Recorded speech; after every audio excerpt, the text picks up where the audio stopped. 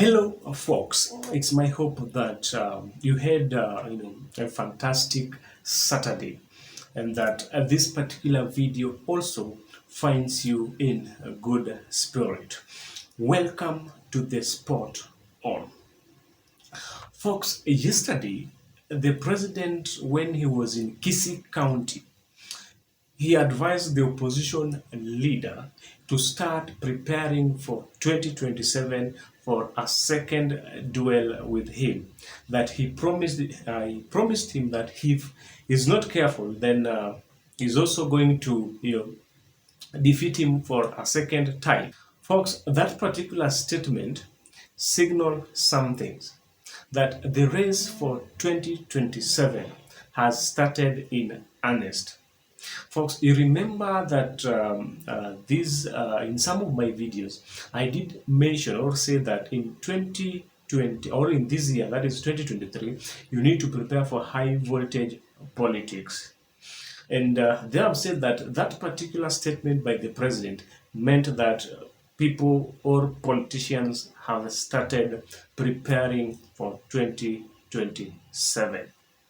Somebody once opined that leaders think of the next generation, politicians think of the next election.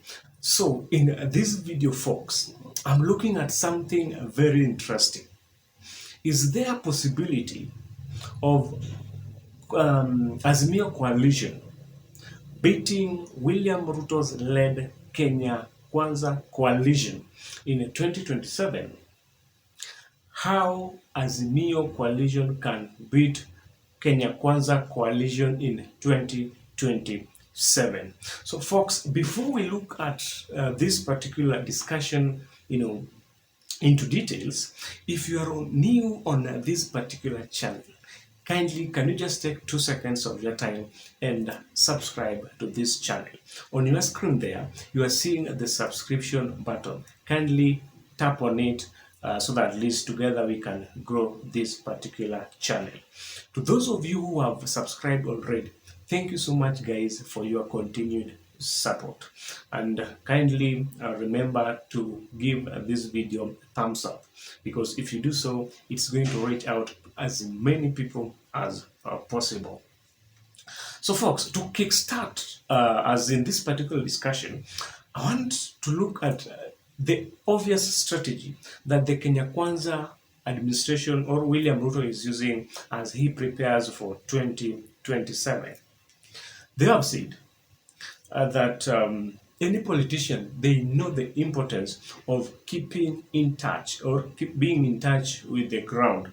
And that's why I've said you are seeing the government not sitting pretty or sitting in State House as they watch the opposition engage the people in what they call demonstration. So you've seen the government moving from one county to another, in what he calls development tours.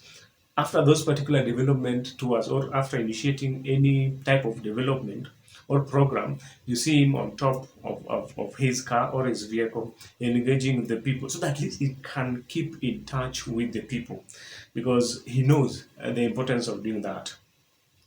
Now, what is Ruto's strategy as he prepares for 2027? One is doing grassroots mobilization. Of course, first, they wanted to create a giant political party. You remember, I did a video about that, whereby they wanted, all the parties in Kenya Kwanza coalition, of which some of them that actually agreed to join UDA, to fold their parties and join UDA, others refused. The likes of ANC, the likes of Ford Kenya, they did refuse that particular matter or measure. So the first strategy they have said, you are seeing them, bringing on board like-minded parties so that at least they can have that giant party. On top of that, you are seeing them doing, grassroots mobilization. They're mobilizing their people, and this is a work that actually they had to find or bring on board somebody like Cleophas Malaga, to bring that energy perception that is the youth, to bring that energy into the party and help the party to recruit many mobilizers as possible. On top of that, they're also planning to do or conduct internal party elections, so at least they can have officials in that particular party. And folks, this election is running from top, that is from the president as the party leader of UDA, all the way down to the polling center or the polling station. They are going to have that particular network. They are doing that in preparation for 2027. And of course, another strategy that William Ruto is using is to reward his loyalists. You are seeing him rewarding his loyalists, those people who campaigned for him. Is not losing that particular touch, that particular connection. When you look at the appointment of the 50 CAS, for instance, or CAS, all those particular individuals, some of them, they are political rejects, they were rejected by the people, but he still had the audacity of bringing them on board, so at least he wants to use them. He wants to use that particular network for 2027. And that's now what I call government machinery. You even heard from one of the economic advisors of the president, that is David Ndii.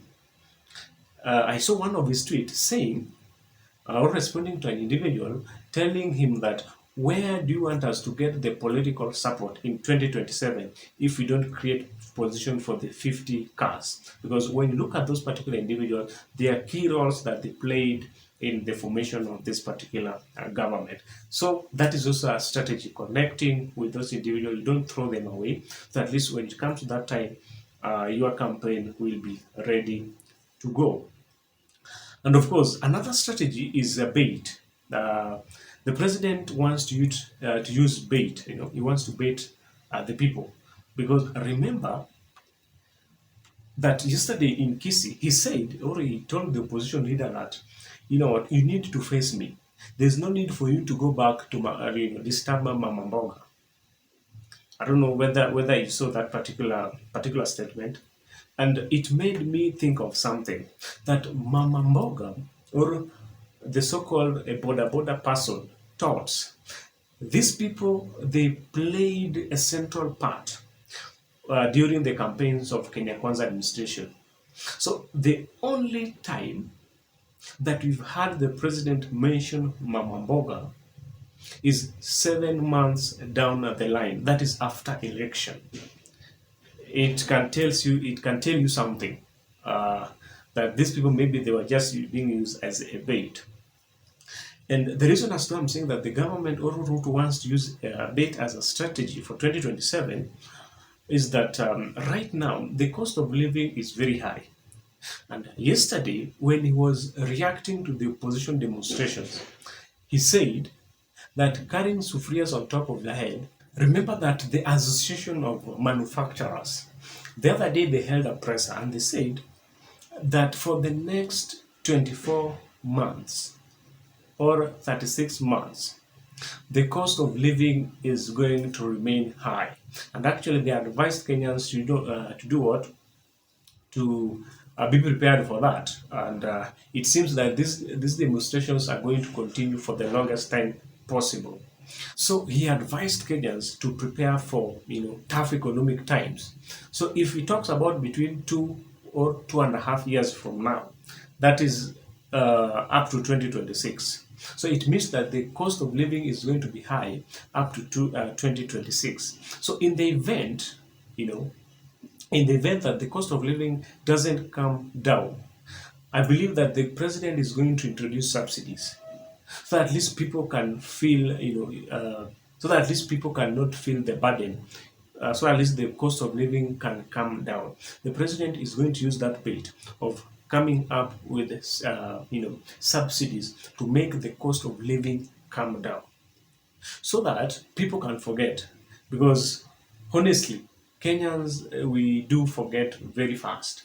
You can, a regime can make you suffer for 4 years. Then on the 5th year, because it's election time, it makes things, all life easier for you, so that at least in that 1 year period, you are going to forget about what happened in the past 4 years.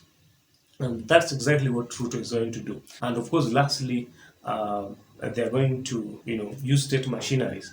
Remember, right now they are making the new IEBC, the new composition of IEBC. So they are also using that particular strategy so that at least they can make friendly people. Remember that when this particular law was being passed in the parliament the other day, the amended law on how individuals who are going to be appointed in IEBC, they hurriedly, amended that particular law and it was signed. And actually, that's one of the concerns of the opposition, because they're arguing out that one player cannot select the referee. All the players needs to come on board and at least have a fair referee. So I think those are the strategies that the government is employing, or Kenya Kwanza coalition is employing, to win the 2027 election. But how can Azimio now win, or how can they beat these particular people? Or is Kenya Kwanza administration, Kenya Kwanza coalition beatable in 2027? The answer is yes. It depends with how they are going to play their game. The first thing that they must do, ensure that demonstration continues provided the cost of living is not coming down. That's the first strategy. Because with those demonstrations, government is not going to get money to operate. So they're going to make the life of Kenya Kwanza government to be as tough, to be as difficult as possible. So in order to do that, they have to maintain or continue their demos. Number two, they also need to start doing recruitment, of their members. They need to start a countrywide recruitment, because they say that if you fail to plan, then you are planning to fail. This particular demos needs to go concurrently with recruitment. They have said you're seeing what the UD is doing. They're doing that mobilization. These people, they also need to do that as early as now. They're not supposed to concentrate on, demonstration. Then in 2025 is when they start doing what the UDA are doing right now. They also start to do that concurrently. Demos on the other side, then they also need to, however much demos are going on, then there's also another team that is doing that mobilization. They also need to excite their base so at least these people can be intact. There I said, last week's demonstration, or Monday's demonstration, portrayed the opposition as fighters of the people.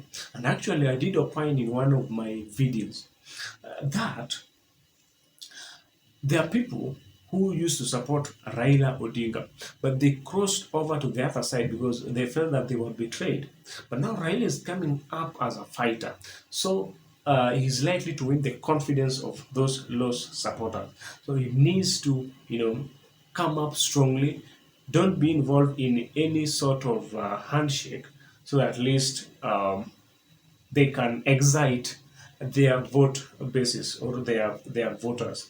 With that, then the contest for 2027 will be, a good contest, most likely in their favor. Then the third strategy that they can use if they want to beat the Kenya Kwanza coalition is to endorse. They need to endorse Kalonzo Musyoka and maybe look for another running mate. But the person that they need to endorse in 2027 is Kalonzo Musyoka. Raila is not supposed to run in 2027. What he needs to do, he needs to be a king maker for several reasons. One, he did run against Ruto when they had the system. Ruto defeated them. Or even if he's tall, he did it in a nice way to beat them. So beating him or beating Raila Odinga on that particular ticket will very, very possible. Mentally, people will be like, we did beat you in 2022 when you had the state backing. What about right now when you are in the position? So that's likely going to happen. Number two, a Raila ticket is not likely going to excite the masses.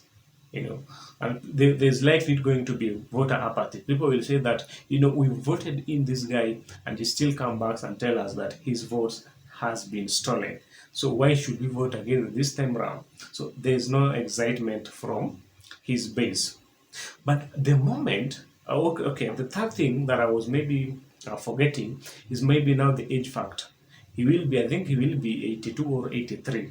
You know, at that particular age, you don't have that energy of, going around the country to ask for votes.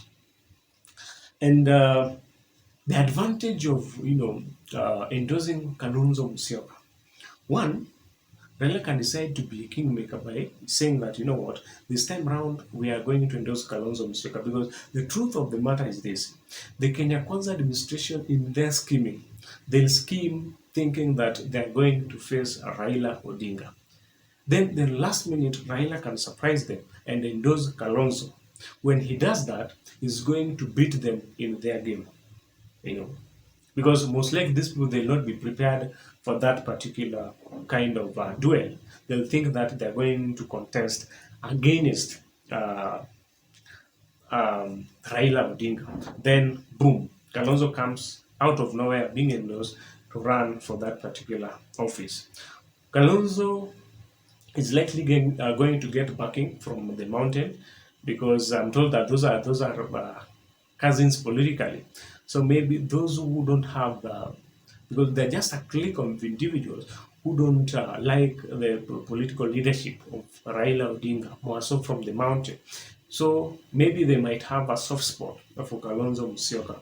So with that particular ticket, then they're likely to overturn uh, the results or things. However, folks, my parting shot is that in 2027, whoever is going to win in 2027, they must start preparing as early as today. If you don't prepare as early as today, then there's no need to start preparing in 2027. And Kalonzo can actually, at times, not just to be with Raila, he needs to, move in some other counties. Go there, pray with them, support them in Harambes, and you see, that does not make you not to attend this particular demonstration. With that, he's going to have touch. He's going to be in touch with the people, with the masses. That at least when he gets to 2027, he's going to find things very easy for him. Folks, I don't know what you think of this particular video. I don't know what you think of this particular analysis. You can always let me know on the comment section. Once again, if you have watched this video from the beginning up to this particular time and you have not subscribed, kindly go ahead and subscribe to this channel. Otherwise, thank you so much guys for watching. I appreciate your time. Until next time, or until then, let us meet on the next video. Thank you.